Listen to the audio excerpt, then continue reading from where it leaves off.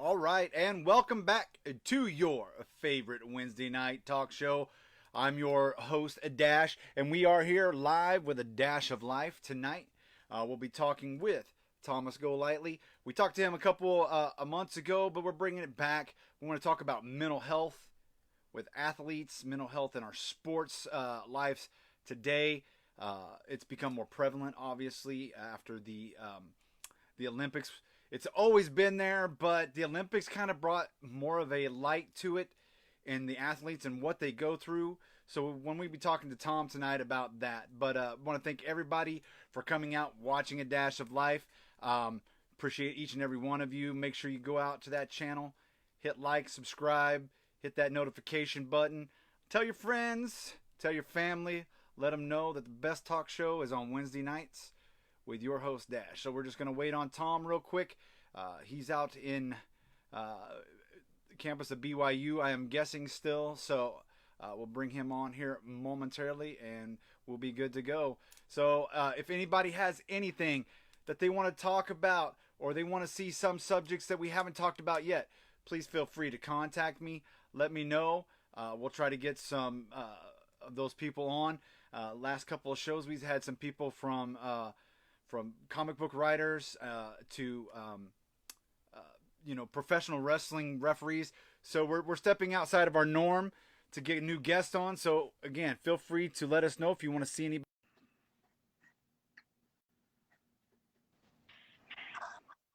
And then he's in the dark.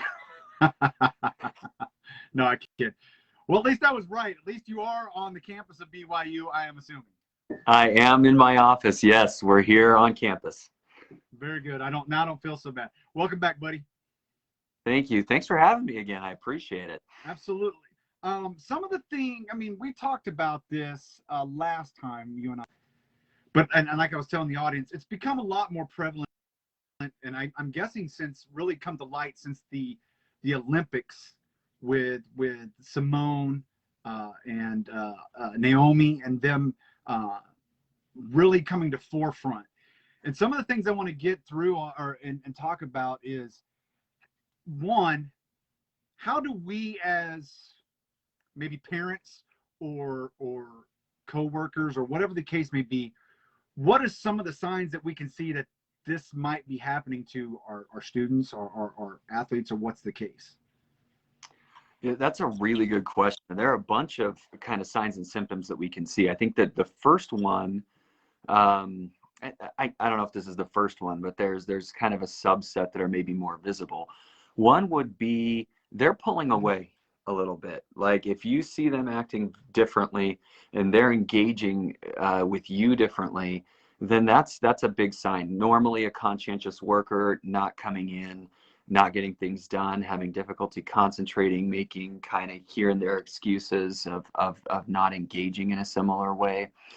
What you see as well is maybe a change where they're not smiling, they're not crying necessarily, but they're just kind of flat, where they don't have a huge change of expression.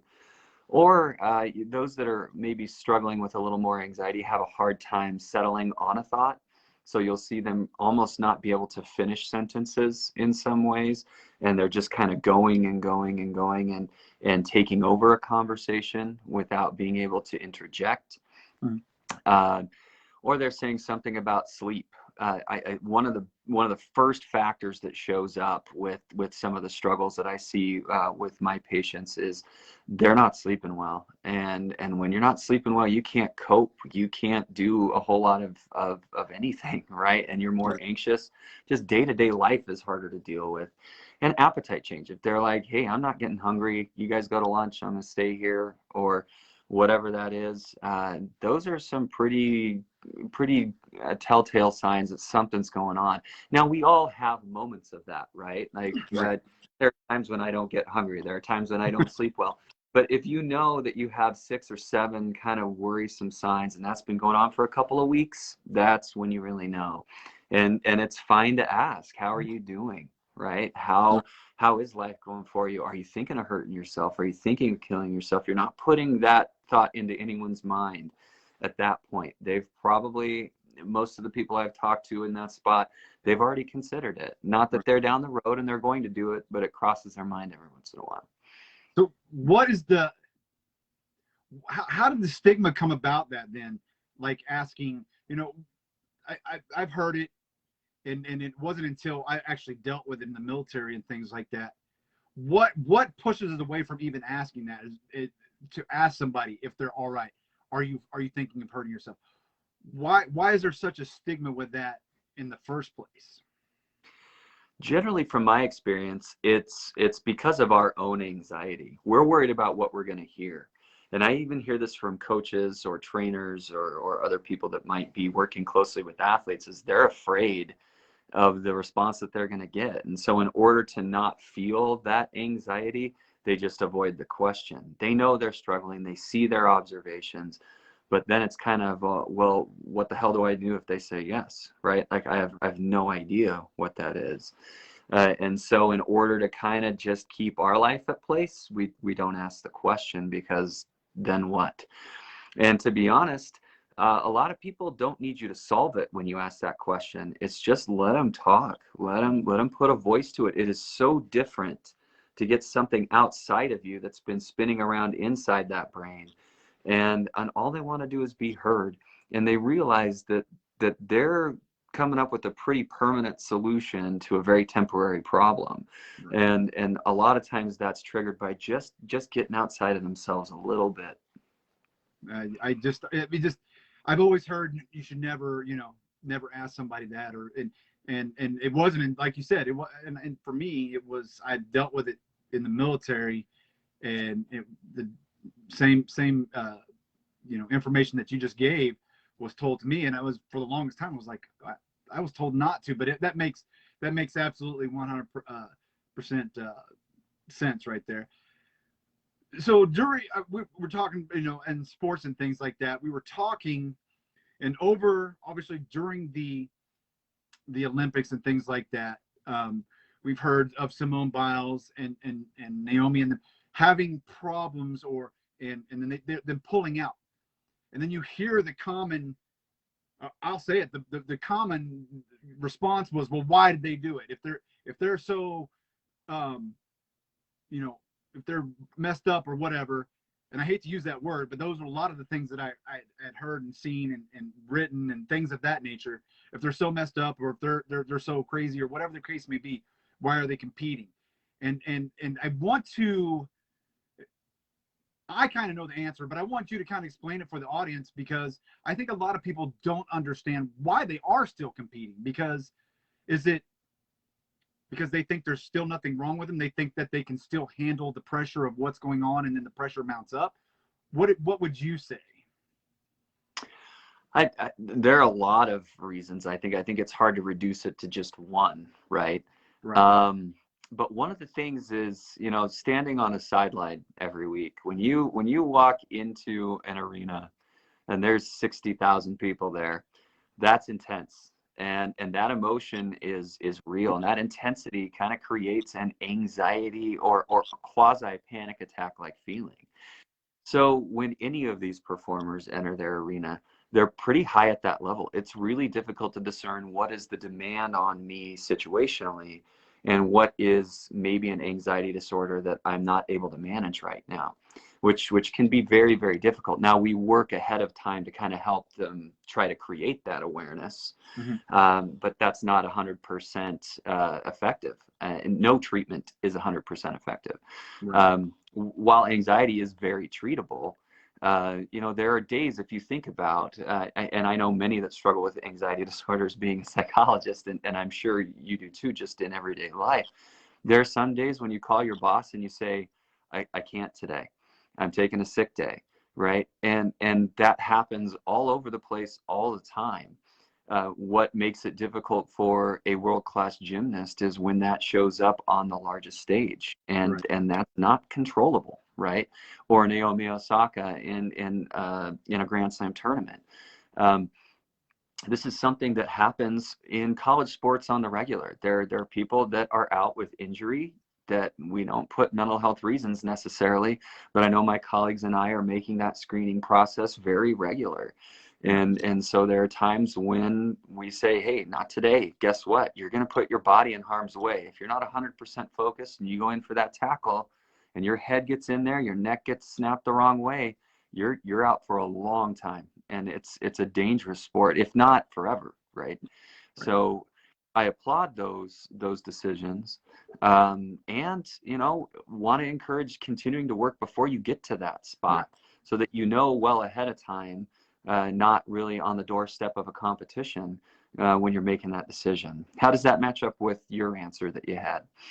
It's pretty close, because like I said, I've dealt with it with, not on the sports stage, but in a military, and going out and doing the job, whether it's patrolling the streets, making sure that they're 100% in the game. And right on cue, after going through lots, obviously I didn't go through school like you did, but going through lots of classes that we have to help us as supervisors, as leaders in the military, and on the grandest stage sometimes of them all, we have to be able to determine that if I don't want to send somebody out there. But I think what it gets to, and what I want to tell the people when they're complaining about this is, this has been prevalent since sports began. The thing now is these athletes have and it's courage. They have the courage now to say, I am not 100%. That's the way I read it. When somebody says, I'm just not feeling, I know I'm at the Olympics, but I'm just not feeling myself, and I can do more damage by participating than if I pull myself out. I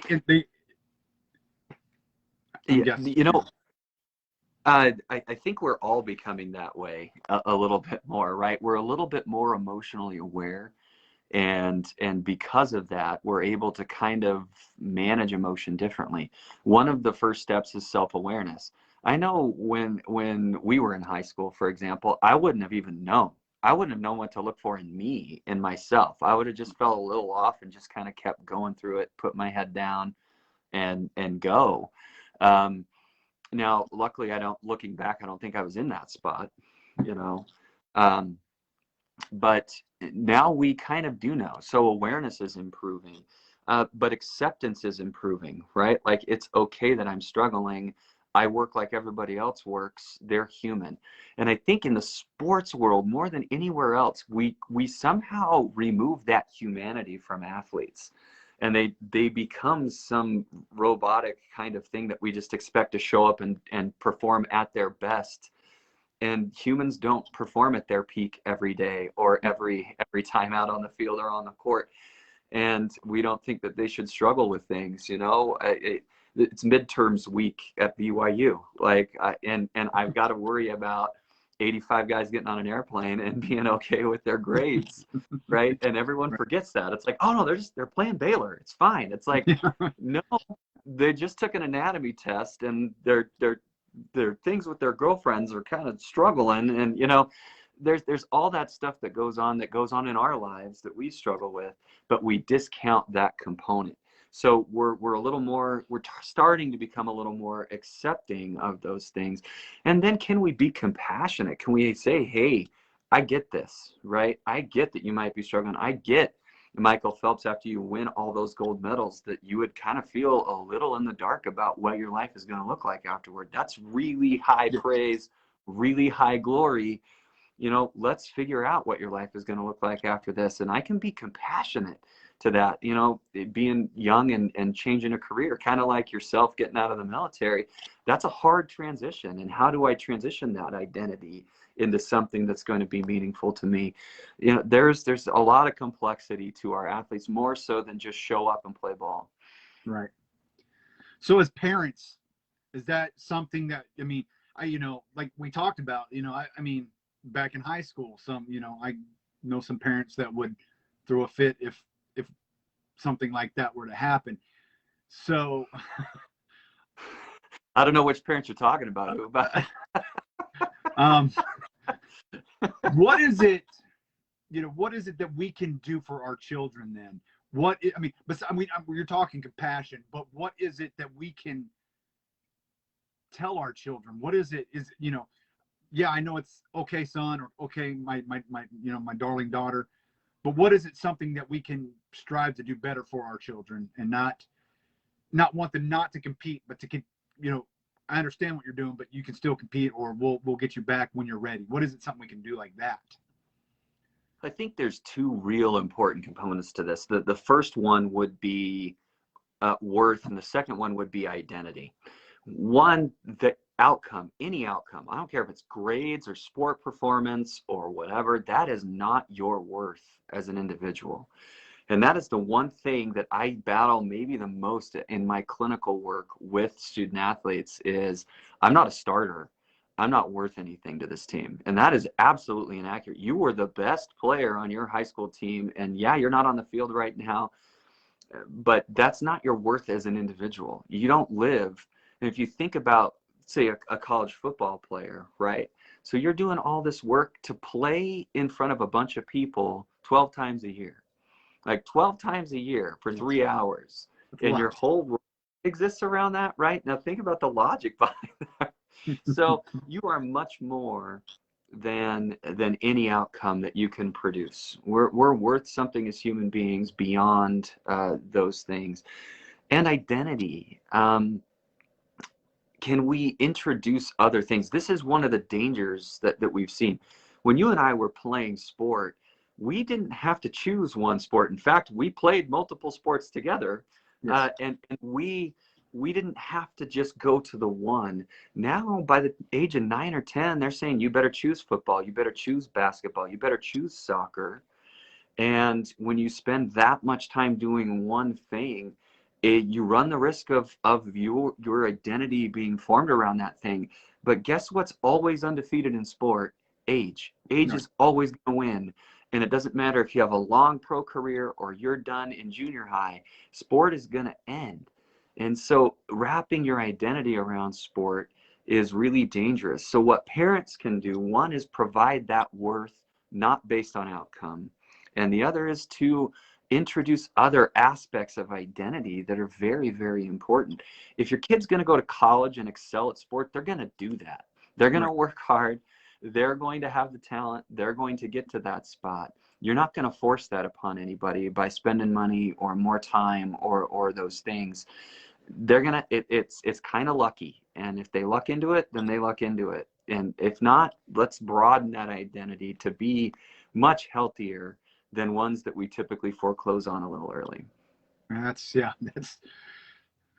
great. Man, you nailed it right there. That's awesome.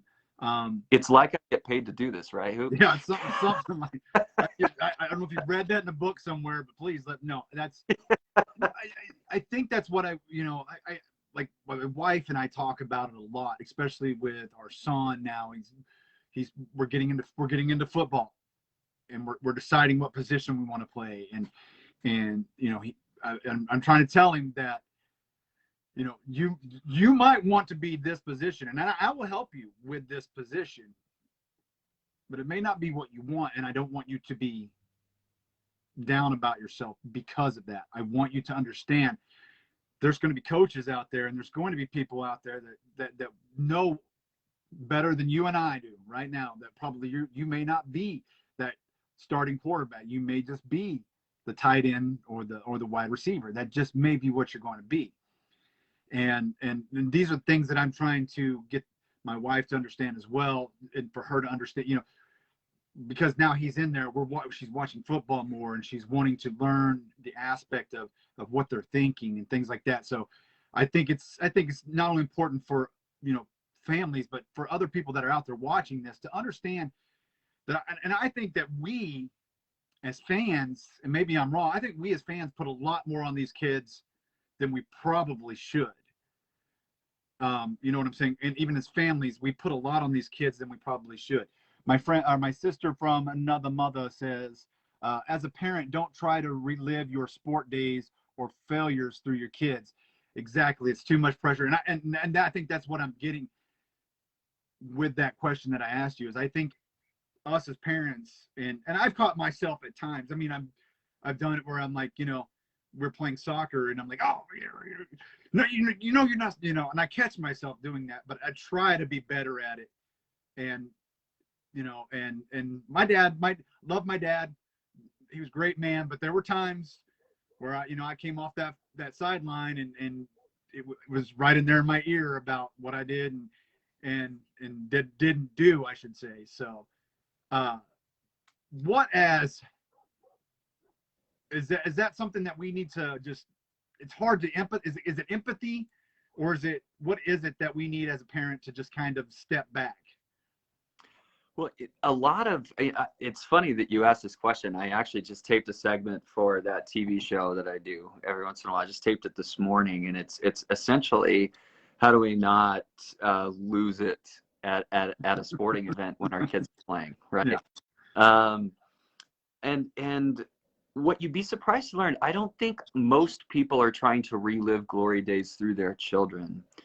But we love our children and we want them to succeed. And I think we can all connect to that. And so we're aware in some ways of what lengths we'll go to help our child succeed. But then there are other ways that we're not aware of, right? And so a lot of that conflict that we see at youth or adolescent sporting events is just because you see someone getting in the way of your child's success, right. Whether that's a coach, an official, another parent, your own kid's performance, and you kind of lose it, right? Because you're like, hey, you can do better. I know you can do better, and I love you, and I want you to succeed. But what we can do is be a lot more self-aware. Often we see it in other parents. We're like, wow, that person's crazy. And then like 90 seconds later, you're doing the same friggin' thing, right? Yeah. And so right. be a little more aware of how it is that you're coming off and how you might be able to kind of say, all right, what do we want here? Talk to your kid about what your kid wants. I think it's surprising. We think we know what they want out of sport. Just sit them down and ask them, and I think that can be a huge help. Why do you like sports? Why do you play? And going through that, most kids want to succeed in sport. And what they don't need is another coach from their parents. They've got coaches that are going to help and support them and do what they're going to do. What they really need is a cheering section.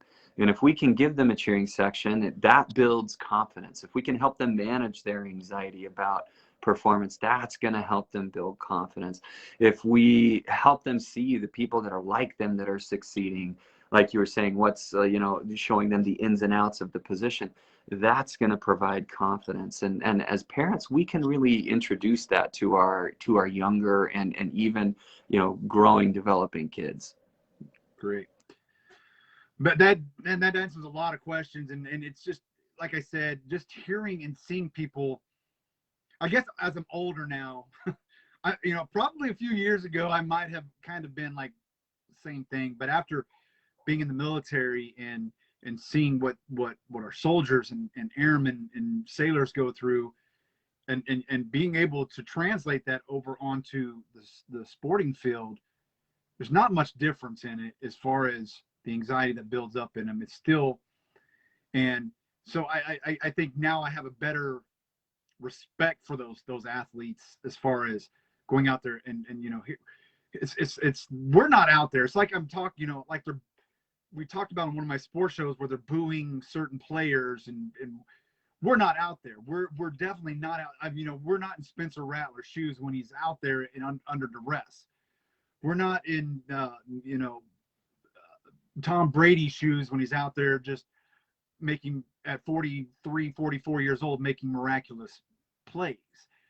So I think and I try to even relate that to my kids and especially my son, just because you think you can do it doesn't mean that, you get out there, you can do it. I want you to understand that. Cause even he was like, pull Rattler, pull. And I was like, so these kids, and we talked about it last time, these kids from Division I all the way to Division III and JUCO, no matter what, that's a lot of pressure. And I think I'm just trying to get other people to see what you see and what hopefully I'm seeing. And maybe I'm hopefully pushing that towards my family as well. So I appreciate that very much. Oh, you're welcome, and I appreciate the platform. I mean, it's important to kind of get this word out, and you're right. I mean, we all want to succeed, and especially people at this level. I think what's difficult is as you try to move past things, you have people constantly trying to put them back at you, right? Like we didn't have our best performance on Saturday here at BYU, very disappointing. Would have loved to have gone to Baylor this week undefeated. But as you're trying to move on, seeing all of the mistakes replay out on local media, national media, the media asking you constantly, why did you do this? Why? It's like, hey, we're moving on. Like it's time to move on. And failing in a visible way, which is why, I try not to call for people. You're not going to hear me boo or yell at a kid on a sporting field. Never. Question coach. I'll do that all day. But I think it's important to realize there are humans under the helmet, that there's humans in the shorts, that it's not just a person without feeling that is robotic. And I think that's the hard part when you see it up close. Yeah, man. Well, now that we talked about that, another thing that we talked about the last time we talked was where this school just might end up. And I want to know how the feeling is now. I can get it straight from the school itself. What is the feeling of moving to the Big 12 for you guys? No, it was incredible. I had a BYU Big 12 T-shirt on my desk the next morning. It's for feeling like you've been locked out for so long, to feel like, okay, now if things shift, and I think the landscape is still shifting, and I think there might be another division coming, it's likely we're part of that, which we really kind of needed some sure ground to stand on for that.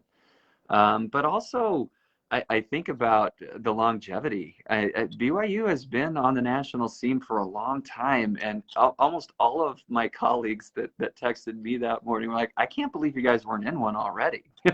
And so it's good that we're there. I think the Big 12 is the best home for us. It has been for decades. I'm glad it finally kind of came to fruition. We were close a couple other times, but it's just fantastic to be there. And who knows, maybe I'll get to head to Stillwater, and we'll have to not go out in Stillwater. I'll come to you. We'll meet halfway or something there.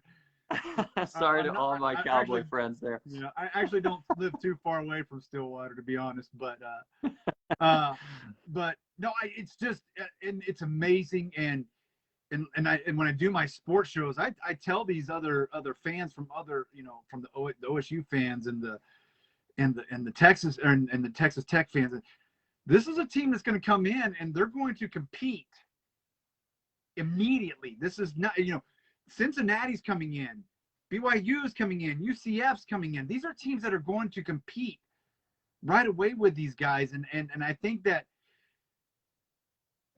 I think I see a lot of things where they're like, oh, we're like OSU fan, and God bless, I love my OSU fans, I really, really do. But you guys seem to think as soon as OU walks away that that the conference is yours. I don't think it is, folks. But no, I really hope if you can get an extra one of those BYU Big 12 shirts, I would love one. If you can get me one, I will appreciate it. You're on. I'm so glad for you guys, because I know we talked a little bit about that previous on the last show. So it's exciting. And man, I was like, man, I can't wait to talk to Tom again when we get to talk about Big 12 football. The only thing I'm going to miss is I would love to see OU BYU every year. I really, really, really would. It would be great. Because I think BYU actually has a winning record, if I'm not mistaken, against OU. Actually, record against OU. So I would like to be able to settle some scores there, but no, just love it for you guys, and I'm very happy that you're finally going to be able to get into that talk of college football playoffs without well, we're independent. We don't play anybody. I think this is the right step for you guys, Cincinnati as well. Those teams out there, I think it's a great step, and it definitely gives you a good platform, the school a good platform to finally be. Listen, we're, I don't care if we're independent. Notre Dame's independent. They can make it in. Why can't we? What has been? And I never understood that hold up. Maybe we'll finally get an answer one of these days. But when OU moves to the SEC, I now, because I've got some wonderful friends and things like that, I will still cover the Big 12 football. Sure. But congratulations Well, to you, man.